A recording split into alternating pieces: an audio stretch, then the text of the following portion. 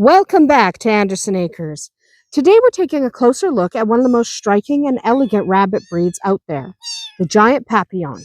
This is a breed that turns heads wherever it goes. Between its dramatic markings, its impressive size, its gentle color, and curious nature, the Giant Papillon is the kind of rabbit that makes people stop and stare, and then start asking questions. So let's dive into what makes this breed so unique, where it comes from, and why it's such a fascinating part of rabbit breeding history.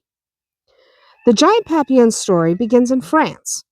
In fact, it begins in France in the 19th century. The word papillon literally means butterfly in French, a nod to the distinctive nose marking shaped like butterfly wings that define the breed's appearance. The Papillon was developed from spotted French rabbits that farmers and fanciers were already breeding for both meat and pelts. Breeders selected for clean, white coats marked with symmetrical dark spots, especially that butterfly-shaped mark on the nose. And they gradually refined those markings until the rabbit became a true breed and they could reliably reproduce that pattern. Now, across the Atlantic, the same lineage gave rise to what Americans now know as the Checkered Giant. Essentially, the Giant Papillon and the Checkered Giant share ancestry. They're cousins that diverged when American and European breeders started refining them toward different standards. In Europe and the UK, it remained the Giant Papillon.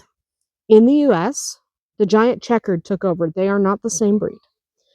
They look similar, but they are not the same. They're cousins. Now, the British Rabbit Council officially recognizes the Giant Papillon as its own distinct breed. In continental Europe, you'll find it under similar names. And they are all the same. Those rabbits are all the same breeds. Just because it's a similar name in France doesn't mean it's a different breed, okay?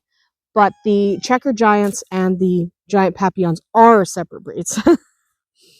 So in North America, though you won't find Giant Papillon on any official list, the American Rabbit Breeders Association, also called ARBA, it only recognizes the Checkered Giant.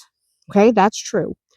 And the Checkered Giant follows a slightly different color and body standard than the Giant Papillon. So be aware that if you're in the US or Canada and you're offered a Giant Papillon, you're probably getting a Checkered Giant. Some not so ethical breeders out there will try to pass off their breed as something fancier so they can charge more. The Checkered Giant is a recognized breed, and the Giant Papillon is a different breed. They look similar, and yes, some people stop fighting. Sorry, there's kittens.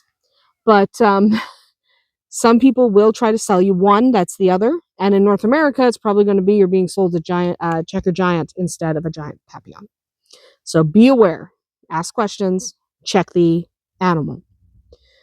So what about appearance and markings for the Giant Papillon? Well, the Giant Papillon is a large athletic rabbit. It's leaner than the Flemish Giant, but it's still a pretty impressive animal. It's nice and solid. Adults typically weigh 11 to 13 pounds, which is right in the 5 to 6 kilo range. They have long, muscular bodies with a graceful, upright stance. They were bred to be both sturdy and eye-catching, a rare combination of power and beauty. What really makes the Papillon unmistakable are the markings. Every single one of them should have a crisp white coat as a base color. It shouldn't be off-white or ivory. It's very, very white. Then it should have a butterfly mark across the nose. It should have very dark eye circles, little cheek spots. They're adorable. Should have colored ears and a bold line of spinal spots that runs right down the back. Now on the sides, a handful of flank spots add balance to the pattern. So some spots on the side, but not a ton. Perfect markings are rare, which is why show breeders prize well-patterned papillons so highly. But perfect patterns are difficult to achieve.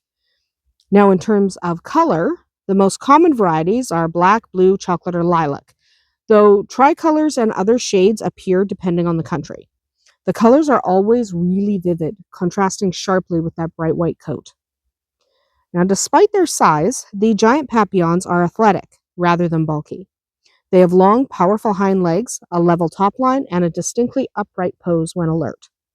Watching one move across a pen, you can see why they were originally prized as a blend of utility and elegance.